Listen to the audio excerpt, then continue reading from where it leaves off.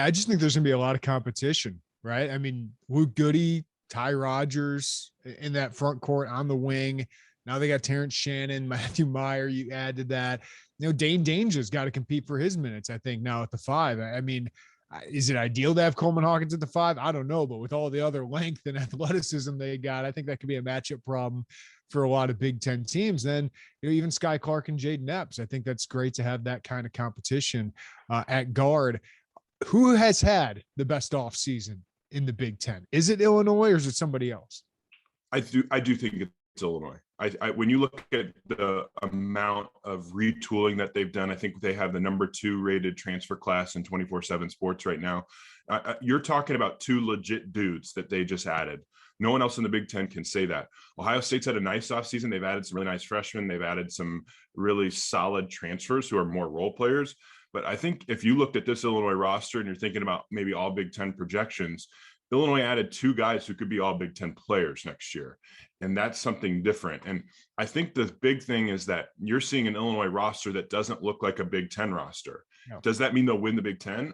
I don't know, but I think the upside for this roster is as good as anybody. And let's not sleep on this recruiting class. I think it's fun to focus on the transfers and the known commodities and what we've seen from the college level.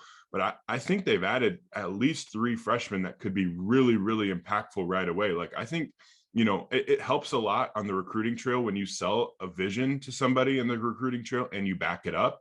And Illinois not going out and adding a veteran guard is basically saying, hey, Sky Clark, hey, Jaden Epps, what we sold on the recruiting trail is the truth. We sold early opportunity at point guard. We sold the chance to have the ball in your hands.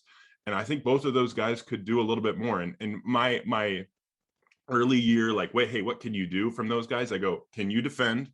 Can you not turn it over? And can you kill drop coverage? Those are my 3 things I keep thinking about with Jaden Epps and Sky Clark, because a lot of the teams in the Big Ten, you look at Purdue, they're only going to play drop coverage and ball screens. If you can kill it, that's a big, big plus. Michigan, they can't play anything other than drop coverage with Hunter Dickinson. And so those 2 teams are 2 teams that we expect to be pretty good this year. And if both of those guys can make those big men really uncomfortable in pick and rolls, that just adds so much value. And I think you're going to see these freshmen, like, it's easy to focus on the transfers, but these freshmen are going to be in a spot where they don't have a lot on their shoulders and they can just let their talent come out in spurts.